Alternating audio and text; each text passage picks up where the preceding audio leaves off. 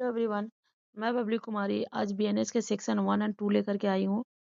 इसमें से बीएनएस के सेक्शन 1 हमें इसके संक्षिप्त नाम और इसके शॉर्ट टाइटल के बारे में बताता है कि ई सेक्शन कहाँ कहाँ लागू होगा, और सेक्शन 2 हमें उसके डिफिनेशन के बारे में बताती है। तो चलिए सेक्शन 1 को हम जानते हैं।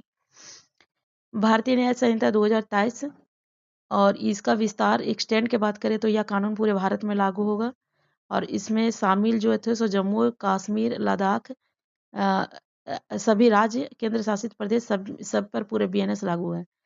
और लेकिन थी बीएनएस पूरे भारत में एक समान रूप से लागू है। और इसका अगर बात करें तो भारत से बाहर किए गए अपराध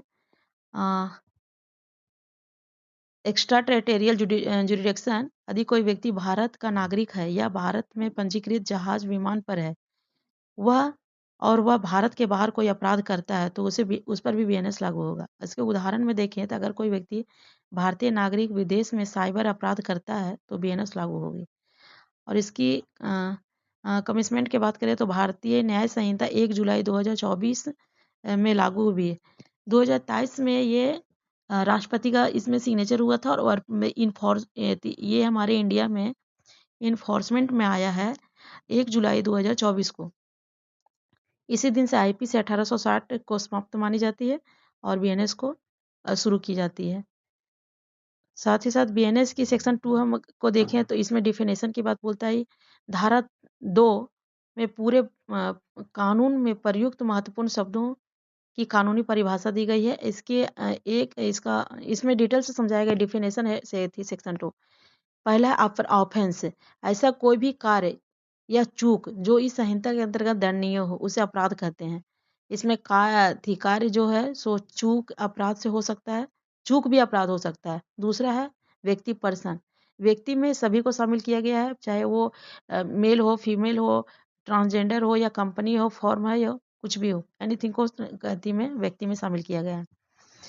और जब कंपनी भी अपराध की दोषी होती है तो उसे भी बीएनएस के अंतर्गत उसे पनिशमेंट दिया जाएगा। साथ ही है तीसरा जेंडर, इसमें बीएनएस में लिंग का अर्थ पुरुष, महिला, ट्रांसजेंडर आदि का भी शामिल किया गया है, और ये आईपीसी में नहीं था जबकि बीएनएस में इसे जोड़ा गया है। फिर चौथा है डॉक्यूमेंट, कोई भी सामग्री जो लिखित हो या फिर इलेक्ट्रॉनिक हो, डिजिटल के रूप में हो, उसे भी बीएनएस में जोड़ा गया है। और इसका अगर एग्जाम्पल की बात करें तो इसमें कागज़, PDF, email, WhatsApp, chat, SMS किसी भी चीज़ हो तो इसे डॉक्यूमेंट के रूप में लिया गया है। पांचवा है इलेक्ट्रॉनिक रिकॉर्ड, ऐसे computer, mobile, server, digital device में संग्रहित डेटा भी हो, email, chat, video, audio, CCTV footage, तो ये भी बीएनएस में जोड़ा गया है और इसे इलेक्ट्रॉनिक रिकॉर्ड के रूप में रखा गया है। तो ये है हमारा सेक्शन बीएनएस का सेक्शन 1 और 2। इससे हम काफ़ी ज़्यादा हमको बीएनएस को जानने में मदद मिलती है।